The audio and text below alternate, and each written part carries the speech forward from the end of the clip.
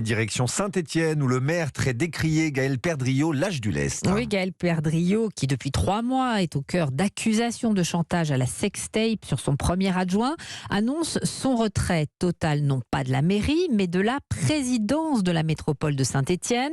Vous êtes sur place, Jean-Luc Bougeon. Qu'est-ce que ça signifie concrètement ? Eh bien, cela signifie que Gaël Perdriau ne prendra plus aucune décision à la métropole. Sa fonction est comme vidée de sa substance. Il ne présidera plus aucune réunion ni groupe de travail. Il délègue tout à ses vice-présidents, comme il l'a annoncé tout à l'heure au début de la séance, avant de brutalement quitter les lieux. Je comprends parfaitement que vous puissiez douter. Je comprends parfaitement que vous éprouviez un malaise. C'est la raison pour laquelle je prends la décision de me mettre en retrait total de la métropole. Sauf qu'il reste quand même en poste. Il reste président. Ce n'est donc pas une démission.